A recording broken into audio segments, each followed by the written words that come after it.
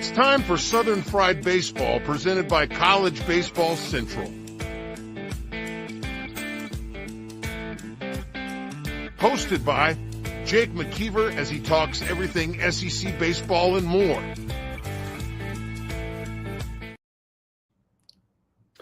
Welcome in, College Baseball Central fans, as we wind down and do our final two deep dives. I do have a special guest with me, Emma Hutchins from Longhorn SI. Is going to help me break down the Longhorns here. She's got to see them a little bit, seen some behind-the-scenes stuff. Emma, how are we doing today? I'm doing amazing. Thank you so much for having me on. I've been waiting all day, so super excited to talk to you, especially since knowing you on Twitter is one thing, but obviously knowing you in person now is a whole different ballgame. But I'm super excited. Of course, it feels like it's been kind of a long season for y'all, just from the late football start, then getting over to baseball. A lot of Longhorn fans really don't have to wait too long, so I guess that's kind of the good news there about playing the long football season. Exactly. No, but I can't believe baseball season's already here. I feel like I need something to lift me up from the bittersweet football ending. Of course, and I guess we can start there with kind of a surprise late addition to the roster. Jonah Williams coming over, going to be on the baseball team in the spring. What intrigues you about him? I know he's been a highly recruited prospect. Yeah, definitely. Well, obviously just him being like a dual sport athlete was really intriguing. And so I've also heard just from the grapevine that he's just been like the, I guess, comedic relief of the team. I hear he's got really good morale. So I'm definitely intrigued to see, how he fits into the team. I'm not too sure how much we're going to see of him this season, just because, like I said, him being a dual sport athlete, you never know kind of like how he wants to save his energy, I guess. But I'm super excited to see what he does for this team. Yeah, and it is also important to mention that he is coming back from a shoulder injury from football season. Saturday was his first day throwing. But from there, I guess let's start with the headliners. Jalen Flores is back at shortstop. Max Ballou's back in right. Will Gasparino's in center. Galvan and Kimball in that weird kind of first base catcher platoon. Yeah. Who out of those really, are you excited to see? I am just super excited. I feel like I might be a little biased because since I covered the team last spring, I really got to be a big, I don't know if I could say fan, but Max Ballou has definitely been somebody that I've had my eyes on ever since last season. Obviously, freshman year, he was pretty quiet. Then spring 2024 just had such an explosive sophomore season, tied with Jalen Flores for home runs. And then I believe he went into the summer, played at USA Baseball, which he said during media day that he actually didn't play as well as he wanted to, but he also said that it gave him some opportunities to, nitpick and fix stuff that obviously he could improve on for this season. So I think just aside from obviously all the preseason accolades that he's gotten already, I'm super excited to see how he can make just another jump in his performance. And he definitely said he wanted to be more of a leader on the team for all of these incoming freshmen and transfers. So I'm just super stoked to see how he can kind of rise to the occasion. Yeah, you mentioned that he kind of struggled at Team USA. A lot of that was around breaking pitches, seeing elite stuff. From what I've heard, Troy Tulowitzki's been working on him with that. He's got some new swing path on off-speed stuff. You mentioned him as a leader, even though he was out sick, didn't play in the game. He was right there at the dugout turtle during BP with stuff like that. He is set to be the first rounder since Drew Stubbs all the way back in 2006. What do you think his ceiling is in the SEC? Do you think he could be an all SEC selection? I absolutely think he could be an all SEC selection. Obviously, like we were saying, Big 12, he was Big 12 Player of the Year. And I know maybe Big 12 competition last season was a bit better than it is this season. And obviously SEC is the most elite competition that you can have. I absolutely do think he could get that accolade at the end of the season. He just has so much potential. And like you were saying, what's the ceiling for him? I really do think there is no ceiling. He really has all the potential he needs. It's really just about what he does with all the preparation from the summer and fall ball and where he goes from there. MLB.com says one of the best all-around offensive players in the college crop. Blue hits for both average and power while controlling the strike zone and making consistent hard contact. He has a swing geared for line drives. Obviously, I think that's going to play really, really well at the dish. Let's move over to, I guess, kind of the biggest returner. Jalen Flores is back. He was a draft-eligible sophomore last year, was drafted, tells the MLB, no, I want to come back to Texas. Really does feel like the leader of this team when you're out there on Saturday. What stands out to you about his game?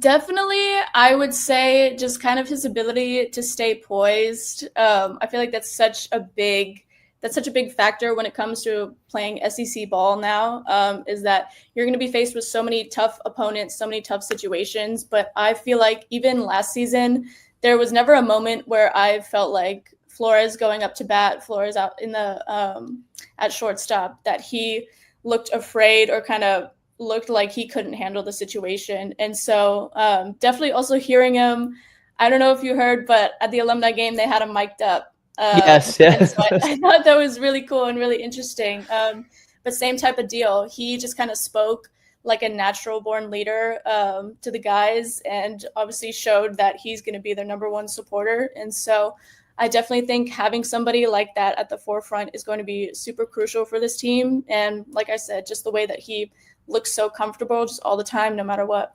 Yeah, he hit 340 last year, double-digit home runs for them. Like you mentioned, he was tied with the lead with 18 with Blue. Had a big jump from his freshman year to his sophomore season. I guess let's kind of talk about the guy that I think is going to make a big jump, Will Gasparino in center field. Really took his lumps at times during his freshman year, really kind of came on late, very similar to Jalen Flores. Mm-hmm. Do you see him having a kind of Jalen Flores breakout type year in center field?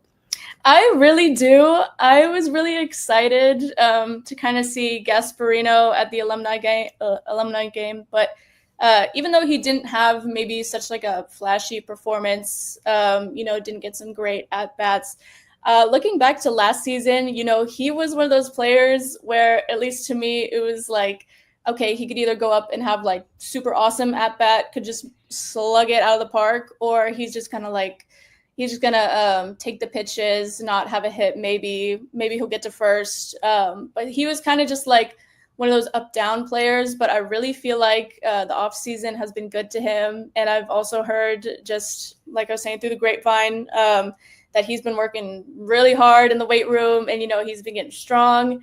And I know that just the coaching staff that we now have at Texas is going to really build him into one of those players that goes from maybe that freshman slump to obviously that breakout sophomore season that a bunch of his teammates have been having. So, yeah, the word is too that actually from Sloss is that he has a new bat path with 2-strike swinging. While he did strike out once, he did have a 2-out hit later. Moving over to a guy that seems to be through the grapevine, a hard worker, as he's put on 20 pounds of muscle. Freshman Adrian Rodriguez from Flower Mound, Texas. A late addition, as he did flip late from Texas A&M and came with Sloss. He's almost in Sharpie to be the everyday third baseman. I know that was a competition early, but what's impressed you about what you've heard about him? I would say, well, like you said already, he's put on 20 pounds of muscle. Obviously, coming over to Texas with Schloss already tells you that, he knows how to put in the work. He knows what SEC competition looks like. And then, like we saw at the alumni game, that just absolute bomb of a home run to just kind of close things out was super, super exciting to watch, especially as we know he's a transfer. So no, he's just a true freshman. He is a true freshman? Yes, he was a recruit that was signed to A&M. And then he flipped to come over to Sloss. I will say this, he does not look like a freshman. He does not act like a freshman. Yeah. He doesn't play like a freshman. He knows how to make an entrance. That's for yes, sure. Definitely in his first alumni game. We touched on it earlier at the top. Galvan back for his junior year. Schussler back again with Sloss again. Schussler hit 343 last year. Galvan 287. These two kind of feel like they're the two leaders of this Texas team. Is that kind of what you're seeing too as well?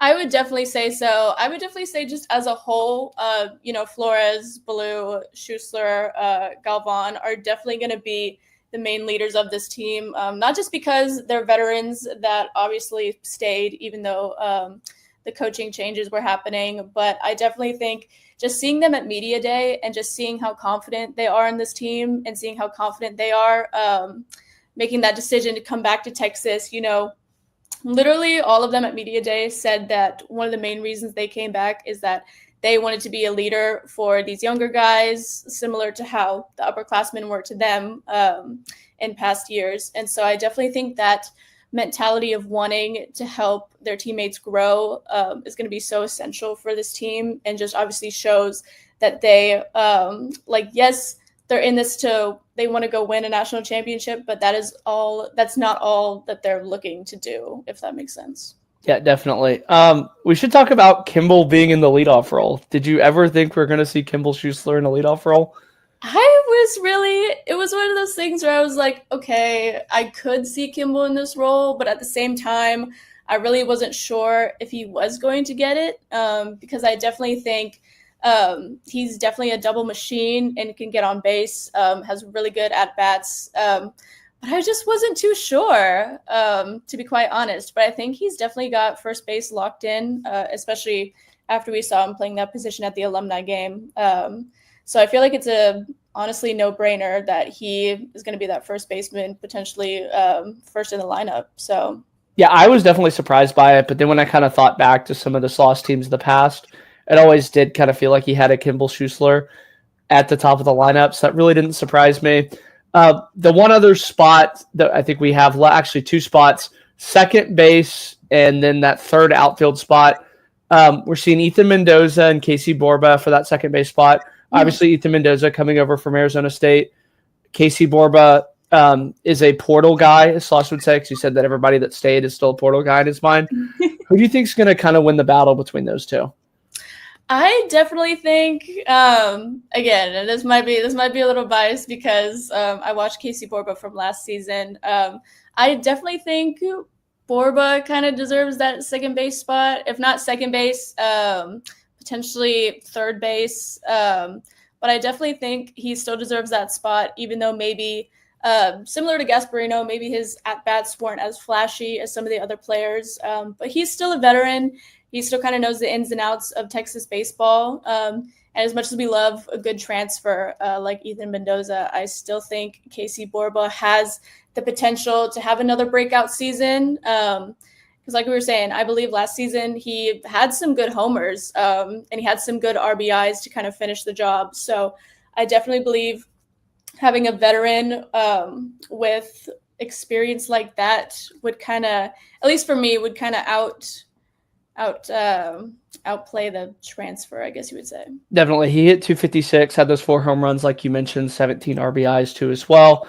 I think he's really taken the new role really tremendously well. It's not easy to have somebody get recruited into your spot. He seemed to be in kind of good spirits. Ethan Mendoza, like we mentioned, is coming over as a transfer. Most of those times when those transfers come over, especially from Power 5 schools, they expect to play. So it really is going to be one that kind of comes down to the wire.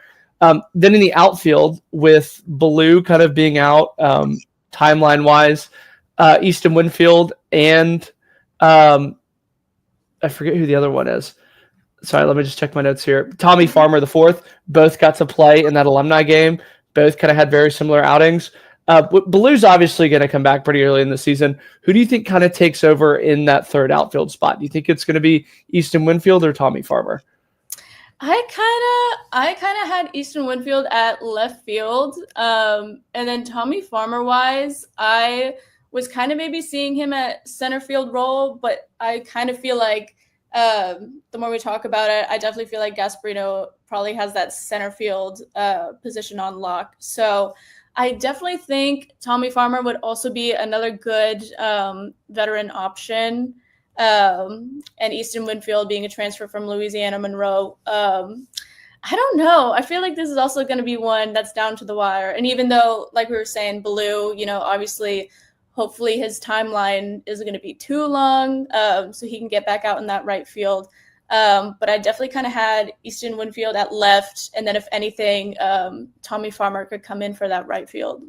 That's kind of what I was seeing too as well. Farmer also can play center field. They used him in the alumni game in center field. Mm-hmm. A few other kind of young guys. Matt Scott is also a freshman that they're really, really high on. Jacque Stewart is another one that they're extremely, extremely high on. Mm-hmm. And then the MVP of the alumni game, Cole Chamberlain. He had obviously the line drive home run, had a single there. What's really impressed you about him? Because he definitely is another guy that feels like he's very mature for his age. Yeah, absolutely. And let's see. I definitely think I'm gonna be a little honest. I wasn't really looking at Chamberlain before he made his appearance in the alumni game.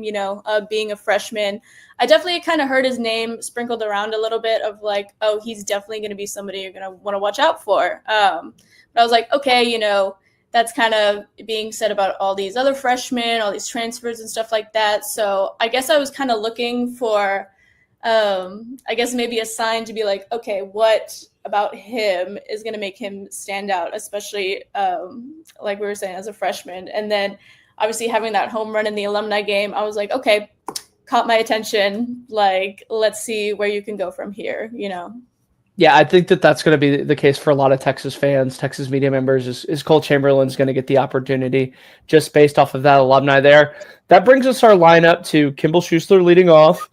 Adrian Rodriguez hit second in the alumni game. I assume that's where he'll find Flores, Ballou. I have Gasparino in the 5-hole, but I can also see kind of Rylan Galvan. And then from there, Easton Winfield, Ethan Mendoza, and then that DH, I think will kind of be in that 8th or 9th spot, as they don't really have a solidified power bat that they could kind of slide in there. Is that kind of what you're seeing too as well? Yeah, you pretty much had the same lineup. I was going to say maybe for designated hitter, if anything, if Borba didn't get that second or third slot, I could definitely see him as designated hitter. But no, that is pretty much exactly what my lineup had. Had Gasparino, Galvan, Winfield, all those guys. Let's move over to the biggest question mark. The Texas pitching staff last year, to put it bluntly, was terrible at times. They were probably the reason that they lost all the games that they did.